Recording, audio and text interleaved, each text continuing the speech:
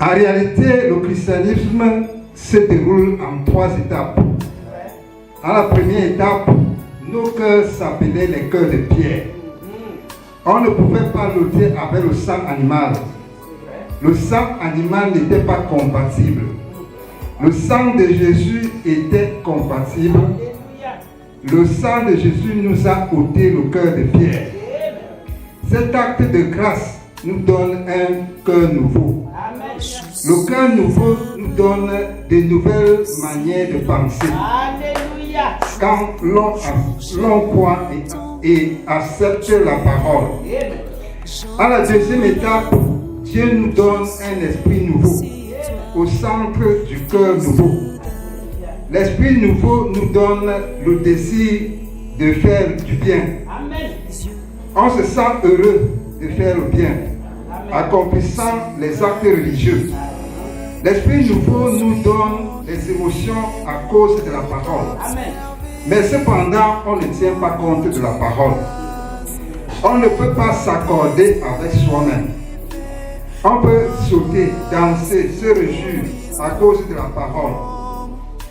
C'est seulement les émotions à cause de la parole.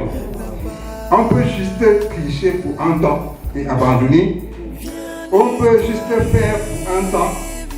On peut juste voir pour un temps.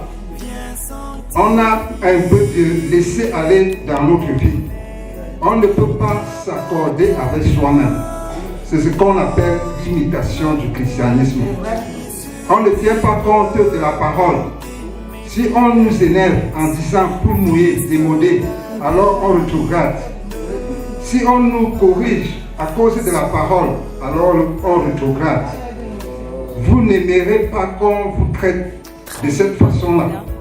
C'est ce qu'on appelle l'imitation du christianisme. Dimanche, on est joyeux. Les autres jours, on mène un genre de vie. C'est toujours l'imitation du christianisme. En la troisième étape et la dernière étape, Dieu met le Saint-Esprit au centre de l'Esprit nouveau. Le Saint-Esprit vient mettre de l'ordre dans notre vie. Le Saint-Esprit vient mettre la discipline dans notre vie. Le Saint-Esprit contrôle nos émotions. Le Saint-Esprit contrôle notre vie. Ce n'est plus l'imitation du christianisme. On ne s'amuse plus avec la parole. On aime tellement la parole. On est un avec la parole. À chacun des pas, c'est le ainsi dit le Seigneur. Le Saint-Esprit est le ressort principal de notre vie. Le Saint-Esprit est le bulldozer qui nettoie toutes les saletés de notre vie. Le Saint-Esprit nous donne des habitudes convenables. Ce n'est plus l'imitation du christianisme. Le Saint-Esprit ôte tout ce qu'on ne peut pas ôter. Si on nous appelle démodés pour mouiller, le joug est léger. On éprouve de la joie pour prier pour la personne. Si on nous persécute à cause de la parole, le joug est léger.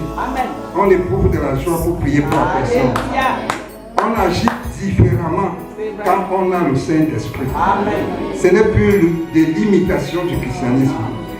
Le Saint-Esprit, c'est Dieu en nous, créant le vouloir et le faire, selon son bon plaisir, en produisant les fruits de